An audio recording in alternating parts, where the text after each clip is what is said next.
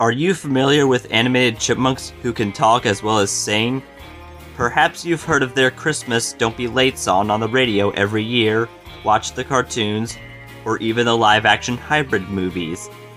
Yes, Fox made 4 feature films, and since they all released in theaters near the holiday, I figured now's the ideal time to sort them from weakest to strongest. In case you never had tickets to see these things yet, here is your spoiler alert, and yes, I indeed grew up with them.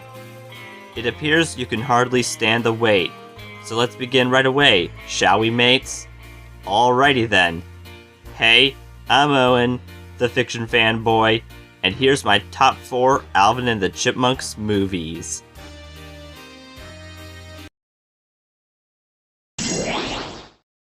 Alvin and the Chipmunks Shipwrecked.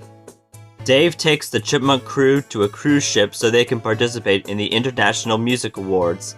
If the trouble Alvin caused on his first day wasn't bad enough, he, along with his siblings, gets stranded on an island far from the boat with Dave, and Ian also ended up stuck on a different part of the island after a failed rescue attempt.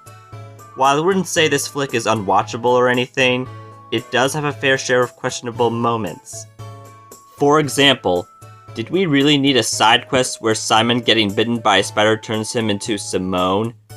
That's just the tip of the iceberg though, because Zoe seems to be a friendly fellow initially, only to be around for the treasure, and having the volcano erupt felt like a last-minute decision, and Ian's brief speech about revenge feels unearned.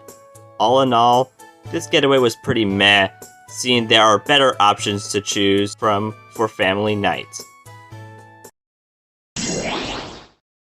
Alvin and the Chipmunks, the Road Chip.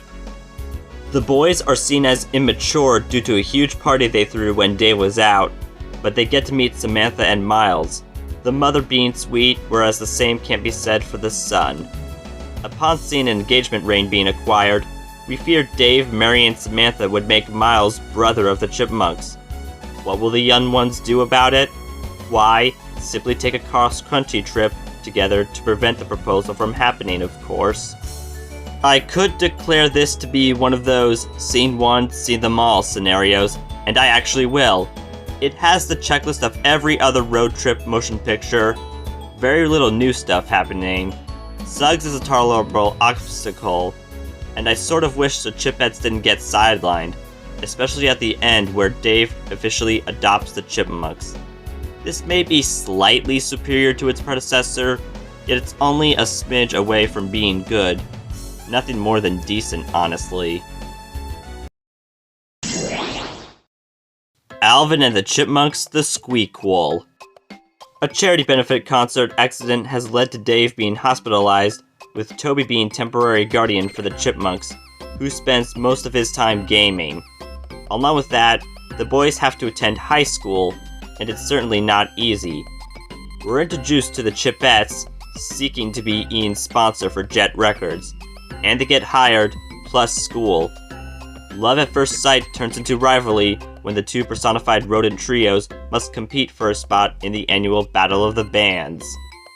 Things are more complicated with Alvin being a solo superstar, ditching his brothers for fame, which is a shame, and thankfully, he learns from his mistake of his selfishness.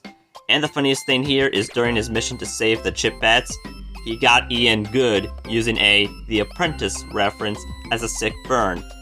I have to admit it, I find this to be the most underrated installment in the franchise and the only recommendable one, along with my selection for number 1 on this list, by all means. Alvin and the Chipmunks.